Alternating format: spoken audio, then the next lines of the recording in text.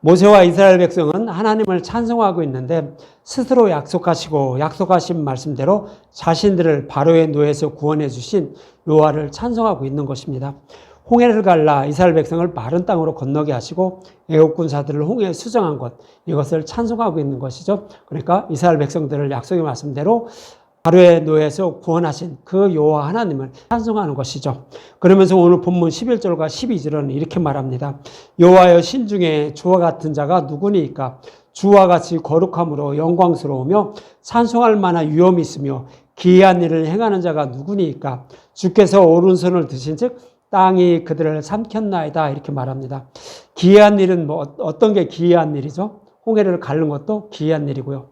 이스라엘 백성들을 바로의 노예에서 해방시킨 것도, 이것도 기이한 일이죠. 기이한 일이라는 것은 유월절 양의 죽음이에요. 십자가에서 우리의 모든 죄를 대속하시고 지옥불의 고통도 다 받으시고 구원하신 그 모습이 바로 기이한 일인 거예요. 그래서 유월절 양의 죽음으로 출애굽시키고 홍해를 갈라 대적자의 손에서 구원해 주신 그 유일한 참 하나님을 찬송하고 있는 거예요. 이스라엘 백성들도 모세도 또 미리암도 모두 다 같이 이렇게 주님을 찬송하고 있는 것이 바로 여호와께서 그런 기이한 일을 행하여 주셔서 구원해 주셨다고 찬송하는 거죠. 저와 여러분이 구원받은 것은 뭐죠? 이것도 기적이죠. 저 같은 사람도 이렇게 구원받는 게 기적이에요. 예수는 절대로 안 믿는다고 이렇게 했는데도 어느 날 갑자기 저를 이제 예수를 믿게 만들어서 이렇게 복음의 말씀을 알게 하니 정말 감사하다는 그런 생각밖에 없어요. 그래서 이것이 기적이고 기이한 일이에요. 그래서 우리가 바랄 것은 어떤 기적을 바라요? 저기 하나 잘 먹고 잘 살게 하고 이런 기적을 바라나요? 병이 치료받길 그런 기적을 바라나요? 그것은 잠깐이에요. 잠깐 그냥 숨 한 번 쉬면 우리는 하나님 나라에 가요. 근데 그때를 못 참아서 이런 건 저기 한다는 건 기적이 아니죠. 우리가 기적은 그 누구도 알지 못하는 그런 복음의 말씀 아는 게 기적이에요. 이렇게 구원해 주신 하나님을 찬양하는 저와 여러분들도 되셨으면 합니다.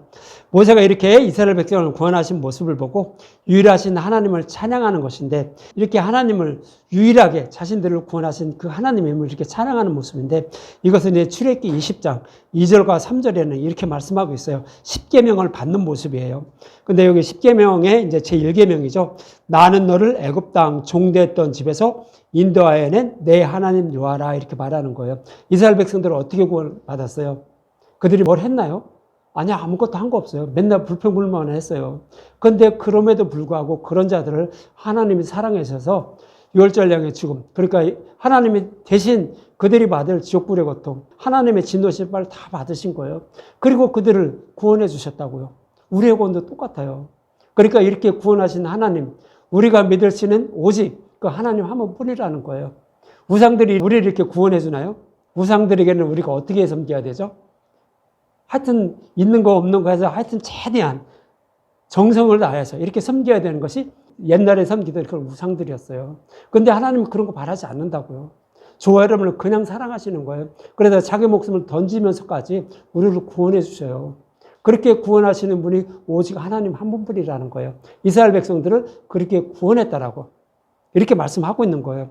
그래서 3절에 너는 나와 같은 다른 신을 내게 두지 말라고요. 다른 신 섬기려고 하지 말라는 거예요. 그래야 구원을 받는다는 거예요. 하나님 그렇게 사랑했는데 다른 신을 섬기려고 하냐는 거죠. 이 얘기는 뭐예요? 저와 여러분들의 구원은 뭐 때문에 구원받죠? 우리가 뭐 하나님께 열심히 해야 되나요? 뭘 해야 되나요? 아니, 하나님 와서 그냥 내가 너를 사랑한다고 구원해 주시는 거예요. 그럼 우리는 뭐를 믿어야 되는 거예요? 나를 그렇게 사랑해서 구원해 주신 그 하나님을 믿어야 되는 거예요. 다시 말씀드리면 복음의 말씀만 믿는 거라고요. 유대인들처럼 하나님께 열심을 모여서 구원받으려고 해서는 구원받지 못한다는 거예요. 그것이 다른 신을 두는 거예요. 예수님의 이름만 부른다고 해서 예수님 섬기는 게 아니에요. 하나님이 정말 저와 여러분들을 얼마나 사랑하셨는지 성경의 말씀을 통하여 이스라엘 역사를 통하여 기록해 주셨어요. 그것을 아는 거예요. 그것이 하나님을 섬기는 거예요. 그래서 여러분들도 쉽고 소중한 이렇게 내 할 일도 하고 싶은 이런 시간에 나와서 이런 말씀을 듣는 거예요. 그래서 저와 여러분들은 뭐만 믿고 살아가야 돼요? 복음의 말씀만 듣고 살아가는 거예요. 그것이 하나님을 섬기는 것이고 다른 신을 두지 않는 거예요. 그래야 우리는 구원을 받게 된다라고 이렇게 말씀을 하고 있는 거예요. 그래서 유일하신 하나님, 그 하나님만 믿어야지 다른 신을 두지 말라라고 이렇게 말씀을 하고 있는 거예요. 그러면서 이어지는 이제 오늘 보면 13절에 보면 이렇게 말씀하고 있죠. 주의 인자하심으로 주께서 구속하신 백성을 인도하시되 주의 힘으로 그들을 주의 거룩함 처소에 들어가게 하시나이다. 이렇게 말하는 거죠. 우리 힘으로 된 게 아니라는 거예요. 하나님의 힘으로, 하나님의 능력으로 주의 거룩한 처소에 들어가게 하셨다라고 이렇게 말씀을 하고 있는 거예요. 그래서 주의 인자하심은 뭐예요? 저와 여러분들을 불쌍히 여겨주시는 그런 하나님의 마음이 주의 인자하심이에요. 주의 인자하심이 없었다면 우리는 구원받을 수 없죠. 그래서 하나님이 저와 여러분들을 불쌍히 여겨주셔서 지옥불에 들어가는 것을 불쌍히 여겨주셔서 거기에 들어가지 않게 하고, 그러니까 하나님 나라에서 평안을 쉬게 하기 위해서 하나님은 대신 자기가 들어가서 그 고통을 다 받았던 거예요. 이것이 주의 인자하심이에요. 그래서 우리를 구원하셨다라고 이렇게 말씀을 하고 있는 거예요. 그러면서 오늘 본문 14절과 16절에는 이렇게 구원하신 것은 뭐죠? 십자가에서 죽으시고 부활하신 것. 사탄의 머리를 밟은 모습이에요. 이 모습을 보고 이제 주변 여러 나라들이 두려워 떨었다라고 말씀하고 있죠. 14절에 보면 여러 나라가 들고 떨며 브레셋 주민이 두려움에 잡히며 에돔 두령들이 놀라고 모압 영웅이 떨림에 잡히며 가나안 주민이 다 낙담하나이다. 그렇죠. 자기네들은 구원받지 못하는데 사탄 머리를 밟으니까 그런 모습이죠. 자기네들은 머리를 밟은 모습이에요. 그러니까 두려워 떨고 낙담하는 거죠. 자기들은 구원받지 못하고 지옥불에 들어갈 수밖에 없는 그런 모습을 그리는 거예요. 사탄이 이렇게 두려워 떠는 모습으로 그리는 거예요. 논란과 두려움이 그들에게 임함에 주의 팔이 크므로 그들이 돌같이 침묵하여 싸우니 여호와여 주의 백성이 통과하기까지 곧 주께서 사신 백성이 통과하기까지였나이다 그러죠. 왜 십자가에서 사탄의 머리를 밟고 예수님이 우리가 받을 지옥불의 고통까지 다 받으신 거예요. 그래서 우리는 홍해를 걷는 거예요. 사탄의 노예에서 해방될 수 있는 게 나타난 거죠. 그래서 해방될 수 있었던 거예요. 그래서 예수님이 죽으시고 부활하기 전에는 홍해가 갈라지지 않았어요. 복음이 밝게 드러나지 않았어요. 그 상태예요. 그러니까 우리는 사탄의 노예에서 해방될 수가 없었어요. 그랬는데 예수님이 그 지옥불의 고통까지 다 받고 부활하심으로 그 길이 열린 거죠. 그래서 우리는 그렇게 사탄에 의해서 해방되는 길이 열렸다는 거죠. 그러니까 그 모습을 보고 대적들은, 사탄들은 예수님이 십자가에 그냥 못 박기만 하면 그냥 끝인 줄 알았던 거예요. 그랬는데 생명으로 부활할 줄은 모르는 거죠. 그러니까 이제 틀렸구나 하면서 그들은 두려워 떨었다라고 이렇게 말하는 거예요. 다시 말씀드리면 예수님이 우리의 모든 죄값을 십자가 그리고 지옥 고통까지 다 받으심으로 우리는 어떻게 사탄들을 통하여서 정죄함을 받지 않는 거죠. 율법에 따라서 정죄함을 받지 않는 그런 자들이 되었음을 이렇게 14절과 16절의 모습을 통하여 이렇게 말씀을 하고 있는 거예요. 그래서 이제 왜 이렇게 핏값으로 그들을 샀는지 오늘 본문 17절에 이렇게 말씀하고 있는 거예요. 주께서 백성을 인도하사 그들을 주의 기업에 산에 심으니이다 그러죠. 하나님이 이스라엘 백성들을 사랑한 거예요. 그래서 하나님 나라로 인도하시려고 그렇게 했다는 거예요. 그렇게 핏값으로 샀다는 거예요. 그것이 그들의 주의 기업의 산에 심으리이다 이렇게 말하는 거예요. 그런데 그것을 어떻게 이제 하나님 나라를 기업으로 주느냐, 하나님 나라를 인도하느냐 이어서 말하는데 여호와여 이는 주의 초소를 삼으시려고 그랬다는 거예요. 주의 초소는 뭐예요? 주님이 저와 여러분들 마음속에 오신다는 거예요. 마음의 성전을 세워주신다는 그런 얘기예요. 그렇게 해서 믿음에 이르게 해서 하나님 나라로 인도하려고 이스라엘 백성들을 핏값으로 사서 그들을 홍해를 건너게 하셨다라고 이렇게 말씀하고 있는 거예요. 그래서 주의 처소를 삼으시려고 예비하신 것이라 주여 이것이 주의 처소를 삼는 것이 주의 손으로 세우신 성소라고요. 주의 손으로 세우신 성소는 구약에서는 성막으로 모형으로 말씀하고 있었고 또 그 이후에는 성전을 통해서 말씀하고 있었던 거예요. 그러나 이것은 모형이라는 거죠. 그래서 예수님은 이 성전을 헐라 내가 사흘 동안에 일으키리라 말씀하고 있는 거예요. 마음의 성전을 세워주셔서 우리를 하나님 나라로 인도하시려고 구약에서는 성막과 성전을 주셨다는 거예요. 그것이 이제 주의 손으로 세우신 성소라고 이렇게 말씀하고 있는 거예요. 그래서 예수님이 저와 여러분들에게 오셔서 성전을 세워주시는 모습을 고린도전서 3장 16절에 이렇게 말씀하고 있죠. 너희는 너희가 하나님의 성전인 것과 하나님의 성령이 너희 안에 계시는 것인지 알지 못하느냐 그러는 거죠. 주의 초소로 삼아서 하나님이 우리에게 거하시고 그리고 우리를 구원하시려고 마음의 성전을 세워주셨다라고 이렇게 말씀을 하고 있는 거예요. 이 말씀과 같이 하나님이 이스라엘 백성과 함께 하셔서 하나님 나라로 인도하신다는 것으로 마음의 성전을 세워주셔서 믿음에 이르게 하시고 구원해 주시기 위하여 유월절량의 죽음으로 바로의 손에서 이스라엘 백성들을 해방시키시고 또 홍해를 갈라 마른 땅으로 건너가게 하셨다는 거예요. 그러니까 이스라엘 백성들을 구원하신 목적이 뭐라고요? 내 백성으로 삼아주시기 위해서. 내 백성으로 삼아주시는데 어떻게 삼아주시냐? 마음의 성전을 세워주셔서 믿음이 이르게 해야만 그들을 약속의 땅으로 인도하기 때문에 그렇게 하려고 그렇게 했다는 거예요. 왜 저와 여러분은 우리의 능력으로, 우리의 열심으로 하나님 나라에 들어가지 못할까요? 복음의 말씀도 다 드러나고 다 했는데 못할까요? 우리는 영적인 맹인들이에요. 귀먹은 자들이에요. 그래서 성령이 오시기 전에는요, 복음의 말씀, 진리의 말씀을 전해도요, 이게 진리의 말씀인지 몰라요. 그냥 그런가 보다 해요. 그냥 육적인 지식으로만 알고 있어요. 믿음에 이르지 못한다는 거예요. 성령이 오셔야만 이 복음의 말씀을 들음으로 또 눈과 귀를 열어주심으로 이 복음의 말씀을 듣고 우리의 생각에 두고 우리의 마음에 기록해 주는 거예요. 그래서 우리가 믿음에 이르게 되는 거예요. 그래서 우리가 구원을 받게 된다라고. 구약에서도 이렇게 출애굽한 이스라엘 백성들의 모습을 통하여 모세가 찬양하는 모습을 통하여 말씀을 하고 있는 거예요. 그리고 이제 이렇게 해서 구원받은 자들을 어떻게 하냐? 오늘 본문 18절에 이렇게 말씀하고 있는 거예요. 여호와께서 영웅무군하도록 다스린다라고 이렇게 말씀하고 있는 거예요.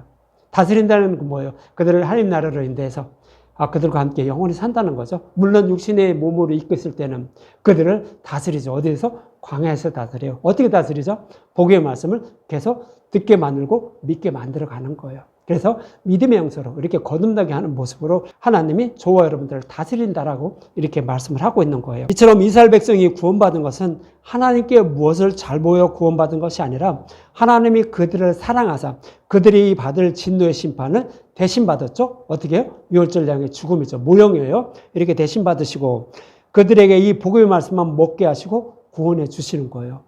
유월절 양의 고기를 다 불에 구워 먹으라고 했던 거죠. 그 복음의 말씀을 먹게 만들었던 거예요. 그렇게 해서 구원해 주신 거죠. 그것처럼 저와 여러분들 동일한 거예요.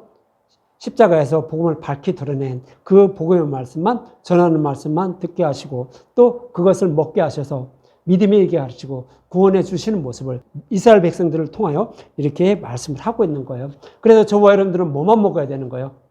예수님의 살과 핀 유월절 양의 고기를 다 불에 구워만 먹는 거예요. 물에 삶아서 먹지도 말고 날것으로도 먹지 말라고요. 그것은 다른 복음이에요. 물에 삶아서 먹는 것은 다른 것을 첨가해서 먹는 거예요. 그 다음에 날것으로 먹는 것은 성경의 말씀을 문자 그대로 보는 거예요. 유대인들처럼 그렇게 하지 말라는 거예요. 거기에는 뭐가 숨겨져 있다?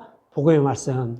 양이신 예수님이 오셔서 십자가를 통하여 우리를 어떻게 구원하실 것인지를 다 모형과 그림자로 숨겨놨다는 거예요. 그래서 이것을 다 불에 구워 먹어라 이렇게 말씀하고 있는 거예요.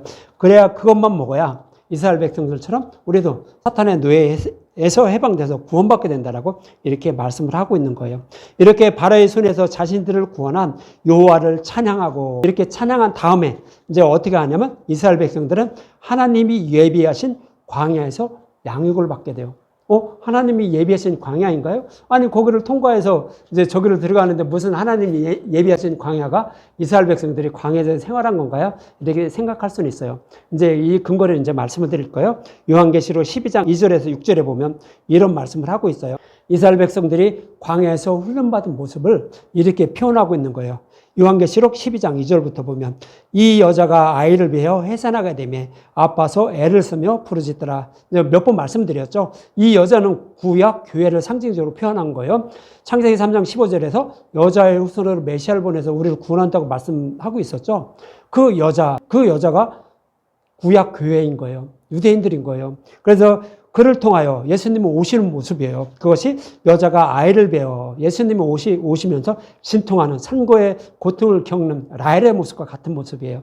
그래서 그렇게 해산하게 되면 아파서 애를 쓰며 부르짖더라 그러는 거예요. 예수님 오시기 직전의 모습을 이렇게 말하는 거예요. 그런데 이렇게 약속하신 메시아가 오시는 것을 방해하는 자들이 있다는 거예요. 그것이 3절과 4절. 하늘에 또 다른 이적을 보이니 보라 한 큰 붉은 용이 있어 머리가 7이요 뿔이 10이라. 그 여러 머리에 7 왕관이 있는데 그 꼬리가 하늘의 별 3분의 1을 끌어다가 땅에 던지더라. 용이 해산하려는 여자 앞에서 그가 해산하면 그 아이를 삼키고자 하더니 그러죠. 구약교회를 통하여 약속하신 메시아가 오는데 그 메시아가 오면 사탄은요, 여기서 용은 사탄을 상징적으로 표현하고 있는 거예요. 용은요, 사탄은요, 지옥불에 들어가게 돼요. 왜요? 창세기 3장 15절에서 말씀하고 있었잖아요. 여자의 후손으로 메시아가 오면 너의 머리를 밟는다고 했죠. 지옥불에 던진다는 얘기예요. 그러니까 사탄이 이거 알고 있어요. 그러니까 메시아가 오지 못하도록 계속 방해하는 모습을 이렇게 그려주는 거예요. 그래서 성경의 말씀도 구약 내내 이스라엘 백성들을 통하여 약속하신 메시아가 오지 못하도록 계속 방해를 했어요. 그 유다의 후손으로 오신다는, 다윗의 후손으로 오신다는 그것을 알고 그들 중에 혹시 누가 올까봐 계속 걔를 막 끊어가는 모습을 이렇게 그려줬던 거예요. 그러나 결국 어떻게 돼요? 그런 방해에도 불구하고 예수님은 오시게 돼요. 그래서 5절이 이렇게 말하는 거예요. 여자가 아들을 낳으니 이는 장차 철장으로 만국을 다스릴 남자라. 여자가 아들을 낳았다는 것은 약속의 말씀대로 유대인들을 통하여 예수님이 오시는 거예요. 유다 다윗의 후손을 통하여 예수님이 오셨다는 거예요. 이는 장차 철장으로 만국을 다스릴 남자라. 교회의 머리신 예수님을 말하는 거죠. 천하 만민을 다스릴 그 예수님을 말하는 거죠. 그 아이를 하나님 앞과 그 보좌 앞으로 올려가다라 그러는 거예요. 그 예수님이 죽으시고 부활 승천하신 모습을 이렇게 그려주고 있는 거예요. 그래서 여자의 후손으로 오신 예수님이 죽으시고 부활 승천하셔서 이제 천하 만민을 다스리게 되는 그런 모습을 이렇게 그리고 있는 거예요. 이 모습이 이제 하나님 우편에 앉아 있는 예수님의 모습인데, 이 모습이 바로 어디서 말씀하고 있었냐면 창세기 셋째 날에서 말씀하고 있었던 거예요. 창세기 셋째 날에 이스라엘 백성들이 홍해를 건너 이제 광야에 도착해요. 지금 이제 이스라엘 백성들이 광야에 도착해서 이제 하나님을 찬양한 다음에 뭐를 시작하죠? 광야 생활을 시작하게 돼요. 이제 그 모습이 창세기 셋째 날의 모습인 거예요. 예수님이 죽으시고 부활하여 이제 광야 생활을 하는 그런 모습을 이렇게 그리고 있는데, 요한계시록 12장 6절에 보면 이런 말씀하고 있죠. 그 여자가 광야로 도망하며, 이스라엘 백성들이 바로의 노예에서 해방돼서 어디로 갔어요? 광야로 도망한 거예요. 그 모습을 이렇게 말씀하고 있는 거예요. 그래서 이스라엘 백성들이 홍해를 건너 광야로 도망했죠. 거기서 1260일 동안 그를 양육하기 위하여 하나님께서 예비하신 곳이라 그러죠. 1260일, 한때도 때반때 42대, 뭐 이렇게 여러 가지로 이렇게 표현하고 있죠. 예수님이 오실 때까지, 예수님의 재림 때까지예요. 그때까지 그들을 양육한다고요. 하나님의 백성을 양육한다는 거예요. 그래서 하나님이 예비하신 곳이라고 이렇게 말하는 거예요. 그 광야가 하나님이 예비하신 곳이라고요. 하나님이 예비하셨다는 건 뭐예요? 그 여자들을 양육해서 구원하기 위해서 예비하신 곳이 뭐다? 광야라는 거예요. 이스라엘 백성들이 그래서 광야 40년을 생활한 거는 뭐예요? 그들을 믿음에 이르게 해서 약속의 말씀대로 약속의 땅을 기업으로 주기 위해서 훈련시키는, 교육시키는, 믿음에 이르게 하기 위한 그런 훈련의 장소였다라고 이렇게 말씀하고 있는 거예요. 저와 여러분들에는 그런 거 없을까요? 그런 거 다 있어요. 저와 여러분들도요, 신앙생활하는 이곳, 그것이 광야예요. 그래서 저와 여러분들이 복음의 말씀이 선포되는 그 말씀을 듣는 그 장소가 뭐예요? 하나님이 예비하신 광야인 거예요. 그래서 하나님이 예비하신 광야에는 복음의 말씀만 전하는 말씀 전자를 세워요.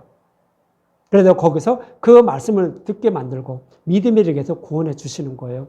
그것이 하나님이 예비하신 광야예요. 그런데 하나님이 예비하신 광야를 그냥 따라하는 데도 많죠. 어디예요?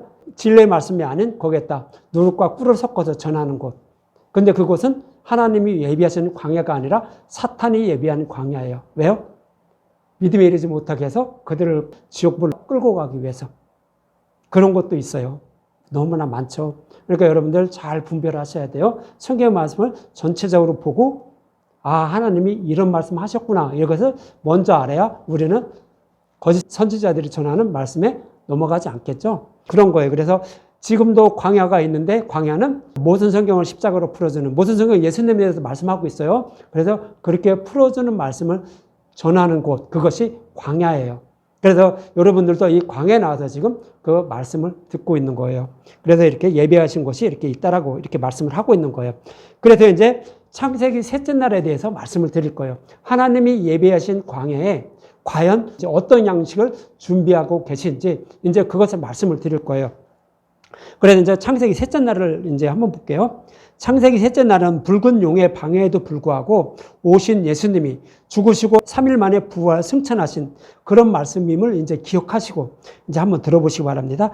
창세기 1장 9절과 10절부터 보면, 하나님이 이르시되 천하의 물이 한 곳으로 모이고 묻이 드러나라 하시니 그대로 되니라. 하나님은 묻을 땅이라 부르시고 모인 물을 바다라 부르시니 하나님이 보시기에 좋았다라고 이렇게 말해요. 그래서 예수님이 죽으시고 부활하기 전에는 온통 물바다였다는 그런 얘기죠. 그래서 예수님이 죽으시고 부활하신 다음에 묻이 드러나는 모습. 그래서 묻이 드러나니까 하나님이 보시기에 좋았다라고 말하는 거예요. 하나님이 예비하신 광야를 이제 예비하시는 그런 모습이죠. 묻이 드러났다는 얘기는 뭐예요? 이스라엘 백성들이 홍해를 마른 땅으로 건너서 묻에 도착하는 그런 모습을 이렇게 그리고 있는 거죠. 예수님이 죽으시고 부활하셔서 마른 땅으로 만들어서 그들을 묻으로 인도하는 그런 모습을 그리고 있는 거예요. 그것이 이제 물에서 묻이 드러났다라고 이렇게 말씀을 하고 있는 거예요. 그런데 여기서 온통 물바다였다는 것은 큰 기쁨이 샘들이 터지며 하늘의 창문이 열려 노아의 홍수 심판이 일어난 것처럼 예수님이 죽으시고 부활하기 전에는 율법과 복음이 합해져서 구별되지 않았다라고 이렇게 말씀하고 있는 거예요. 그래서 이렇게 율법 속에 감춰진 복음을 십자가에서 밝히 드러났죠. 이것이 묻이 드러났다라고 말씀하고 있는 거예요. 이것을 땅이라 이렇게 말씀하고 있는 거예요. 그래서 바다는 다른 복음을 전하는 것이 바다예요. 성경 말씀에 율법만 전하는 것, 율법만 남아있는 것, 다른 복음만 남아있는 것.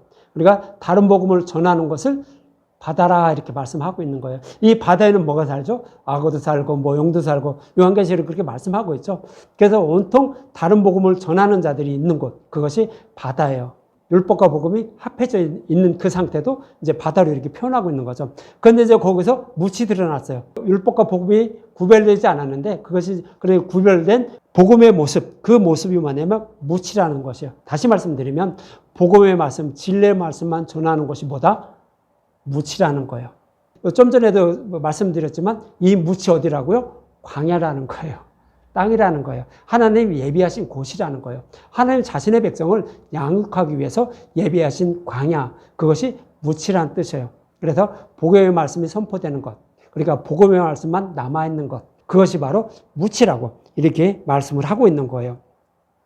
그럼 하나님의 백성을 양육하기 위한 이 땅의 광야에는 무엇을 나게 하는지 11절과 12절에 보면 하나님이 이르시되 땅은 풀과 씨 맺는 채소와 각기 종류대로 씨 가진 열매 맺는 나무를 내라 하시니 그대로 되어 땅이 풀과 각기 종류대로 씨 맺는 채소와 각기 종류대로 씨 가진 열매 맺는 나무를 내니 하나님이 보시기에 좋았더라 이렇게 말합니다. 창세기 셋째 날에만 하나님 보시기에 좋았다라고 이렇게 말씀하고 있어요. 그래서 하나님 백성을 양육하기 위하여 예비하신 땅에는 풀과 씨 맺는 채소와 씨 가진 열매 맺는 나무가 있다는 것으로 이것을 하나님이 그 백성들에게 먹여서 믿음의 열매를 맺게 하여 구원해 주시기 위한 그런 생명의 양식인 거예요.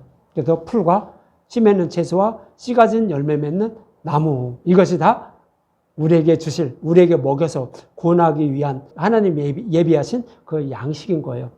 그래서 저와 여러분들이 이 양식 가지고 있나요? 성경의 말씀인 거예요. 저와 여러분들에게 주신 말씀이 뭐예요?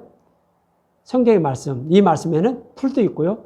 씨 맺는 채소도 있고요. 씨 가진 열매 맺는 나무도 있다라는 거예요. 이것은 성경의 말씀을 통하여 우리가 장성한 믿음을 가진 그런 자도 거듭나기 위해서 먹는 모습을 통하여 이렇게 말씀을 하고 있는 거예요. 그래서 여기서 씨라는 것은요, 제라라는 히브리어예요. 그래서 씨를 걷어서 다음에 또 파종하죠. 그래서 파종하기 위한 씨를 이렇게 맺는 그런 모습이에요. 그것이 이제 제라라는 그런 단어예요. 그것을 씨라고 말하는 거예요. 그러면 파종하기 위해서 그 맺는 씨, 이것은 뭐를 상징적으로 표현하고 있는 거예요? 파종한다는 것은 씨를 뿌리는 거잖아요. 씨를 뿌리기 위해서 맺는 씨는 뭐죠? 예수님 십자가에서 죽으시고 부활하심으로 하늘의 밀이 되어 땅에 떨어져 주고 많은 열매를 맺는다고 했죠. 그러니까 복음의 말씀, 예수님을 상징하는 말씀이 씨라는 단어예요. 제라라는 단어예요. 그래서 여기서 씨라는 단어는 제라라는 히브리어인데 육체적으로는 자손 아이라는 뜻이에요. 아브라함에게 내 자손으로 말미암아라는 그런 말씀 중에 자손이라는 단어도 똑같은 씨, 제라라는 단어예요. 그래서 그것도 예수님을 상징적으로 표현하고 있는 거예요. 복음의 말씀을 상징적으로 표현하고 있는 거예요. 그래서 씨는 그런 의미고요. 그런데 풀은요, 그런 의미를 담고 있는데 풀은 씨를 기록하고 있지 않아요. 풀에도 씨가 있는 거 많아요. 거의 다 씨가 있어요. 그런데 이 풀에는요, 씨가 없는 거로 기록을 해요. 그래서 풀은 씨가 빠진 곳으로, 씨가 없는 곳으로 그것만 기록하고 있는데 믿음의 열매를 맺을 수 없는 양식을 말하는 거예요. 예수님이 빠진, 우리가 생명을 얻을 수 있는 그런 양식이 빠진 것이 뭐예요? 우리가 먹을 풀이에요. 그것이 풀, 율법의 말씀을 말하는 거예요. 율법의 말씀, 그걸 말하는 거예요. 그래서 씨가 없는 풀은 어린아이가 먹는 젖과 같은 것으로 율법을 상징하는 거예요. 그래서 여호와 하나님은 광야에 도착한 이스라엘 백성들에게 시내산에서 뭐를 줘요? 율법을 줘요. 그래서 이것은 어린아이들을 먹는 거야 라고 하면서 율법을 이제 딱 주는데, 물론 그런 얘기는 안 해요. 근데 율법을 주는 것이 바로 어린아이들에게 먹여서 아직 하나님에 대해서 모르는 자들에게 그것을 먹이는 거예요. 그래서 죄 이름을 깨닫게 해서 장차 오실 예수님을 소망하게 해서 믿음에 이르게 해서 그들을 구원하시려고 준 것이 율법이었어요. 성막이었어요. 성막을 주신 이유는 뭐예요? 율법 속에 감춰진 복음을 먹게 하기 위해서, 찾아 먹게 하기 위해서 성막을 주셨던 거예요. 그래서 이스라엘 백성들 시내산에 율법을 주셨는데 그 율법 속에는요, 뭐가 숨겨져 있어요? 씨 맺는 채소, 씨 가진 열매 맺는 나무가 숨겨져 있어요. 십자가가 숨겨져 있다는 거예요. 예수님이 숨겨져 있다는 거예요. 복음의 말씀이 숨겨져 있다는 거예요. 그 십계명 속에, 율법 속에 저와 여러분이 가지고 있는 성경의 말씀은 다 율법으로 기록되어 있는데, 이 율법으로 기록된 말씀 속에는 십자가의 영광, 복음의 말씀이 숨겨져 있다는 거예요. 그 말씀하고 있는 거예요. 그래서 이렇게 풀을 줬다라고 이렇게 말씀하고 있는 거예요. 그래서 이 풀을 먹고 있는, 그래 율법을 지켜서 의롭다 여김을 받으려고 하는 그런 유대인들에게 히브리서 기자는 뭐라고 말하죠? 너희들이 지금까지 수천 년을 연구했으면 마땅히 선생이 되어야 할 터인데 아직까지도 젖을 먹고 있냐? 라고 그러잖아요. 그래서 그 유대인들은 풀만 먹고 있었던 거예요. 씨가 빠진, 하나님이 주신 양식만 먹고 있었다고요. 씨는 뭐예요? 십자가가 빠진 거 먹고 있었다는 얘기예요. 그래서 율법으로 그랬던 말씀을 문자 그대로 보고 섬기는 자들을 젖이나 먹고 있었다라고 히브리서 5장 12절에 말씀하고 있었던 거예요. 그래서 때가 오래되었으므로 너희가 마땅히 선생이 되었을 터인데 너희가 다시 하나님의 말씀의 초보에 대하여 누구의 가르침을 받아야 할 처지니 단단한 음식은 못 먹고 수건으로 덮여진 그 복의 말씀을 찾아 먹지 못하고 아직도 젖이나 먹고 있다고, 풀만 먹고 있다고요.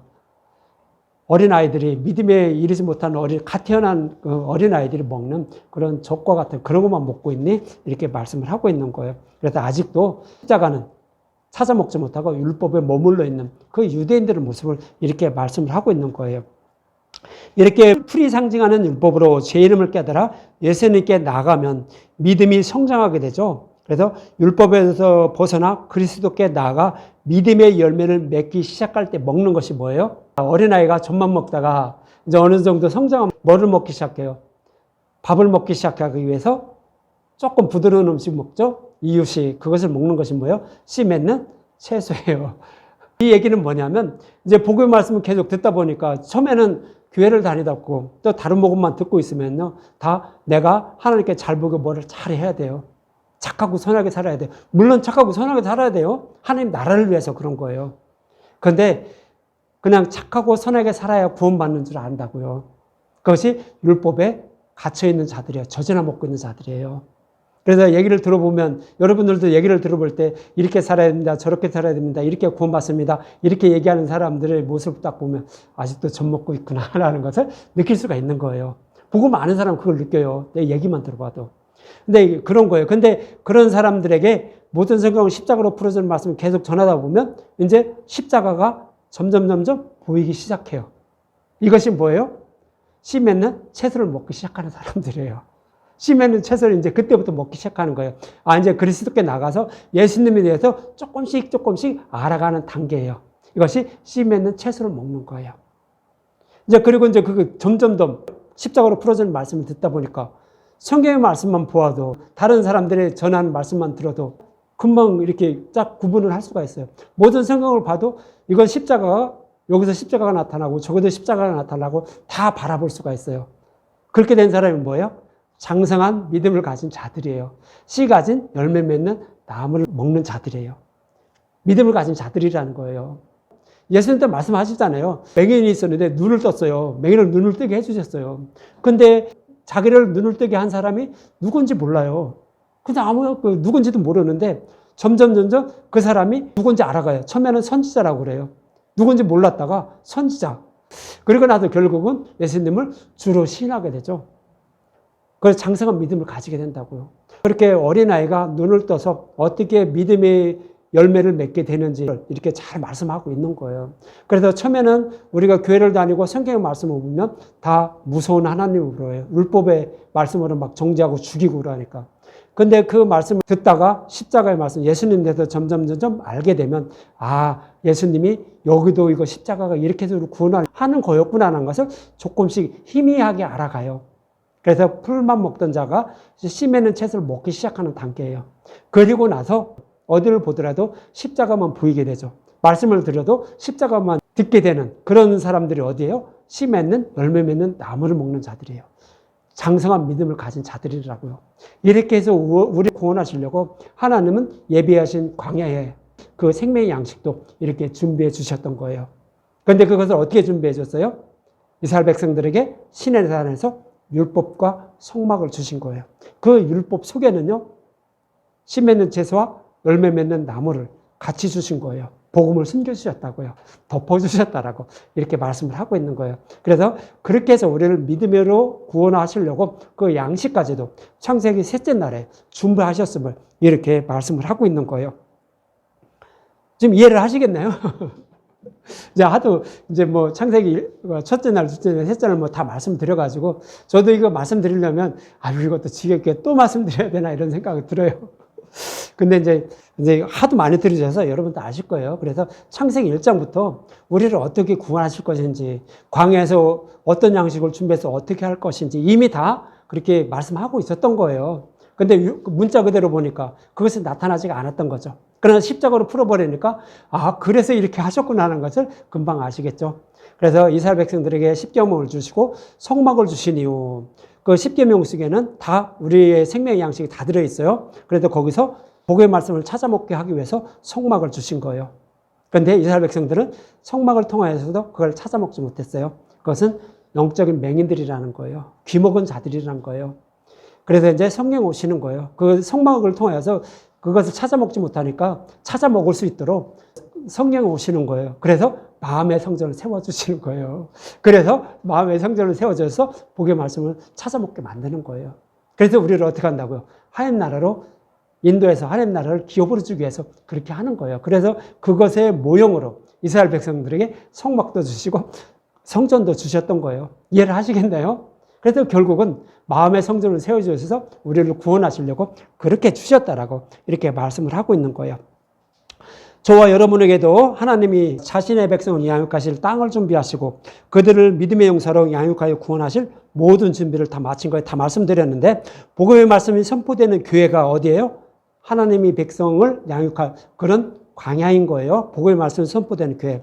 근데 복음의 말씀 아니고 다른 복음을 선포되는 교회는 하나님이 예비하신 광야가 아니라 사탄이 예비하신 그 모형으로 만드는 가짜예요. 이제 그런 광야인 것이고, 저와 여러분이 가지고 있는 성경의 말씀이 저와 여러분들에게 주신 생명의 양식인 거예요. 그래서 이 율법으로 기록된 성경 말씀 속에는 씨 맺는 채소와 열매 맺는 나무가 모두 준비되어 있는 거예요. 숨겨져 있는 거예요.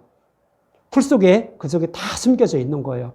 그래서 처음으로 성경의 말씀을 대하면 율법의 말씀으로 보여. 그러다가 이제 믿음에 이르기 시작한 사람에게는 성경의 말씀 속에 숨겨진 십자가가 희미하게 보여. 이거 십자가 모양인데 하면서 이제 희미하게 보이기 시작하죠. 그리고 이제 장성한 믿음을 가진 사람에게는 구약이나 신약이나 모두 십자가에서 대속제물 대신 예수님을 발견해서 먹을 수 있는 거예요. 물론 다 발견하지 못해도 이렇게 발견하는 그런 능력들이 있는 거예요. 이것이 뭐예요? 장성한 믿음을 가진 사람들. 그래서 성경의 말씀을 통하여 우리를 어떻게 구원하실 것인지, 예수님을 통하여 구원하실 것인지를 이것을 알고 있는 사람들이 누구다? 장성한 믿음을 가진 사람들이에요.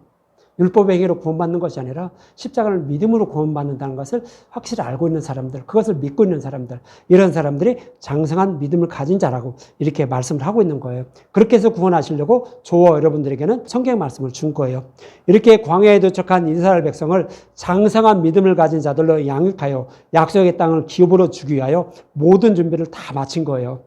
그리고 이들에게 어떠한 양식을 먹어야 믿음의 열매를 맺어 약속의 땅을 기업으로 받게 되는지 다음 주에 말씀하고 있는 거예요. 말의 쓴물을 통하여 말씀하고 있는 거예요. 말의 쓴물은 뭐예요? 풀이에요. 율법이라고요. 그것이 쓴물이에요. 근데 한 나뭇가지를 던졌더니 달게 됐다고요. 예수님 십자가에서 율법과 복음을 구별해 줬어요. 율법을 단물로 바꿔줬다고요. 이거 먹어야 우리는 구원받게 된다고요. 약속의 땅은 기업으로 받는다고요. 이렇게 이것을 알려주려고 쓴물부터 나오는 거예요. 마라의 쓴물부터 이렇게 말씀을 하고 있는 것입니다. 저와 여러분도 하나님이 예비하신 말씀 중에 율법을 먹지 않고 율법을 복음으로 바꿔주신 복음의 말씀만 먹어야 구원받음을 여러분들 잊지 마시기 바랍니다. 그래서 그 복음의 말씀만 듣고 먹어서 생명을 얻는 저와 여러분들이 되셨으면 합니다.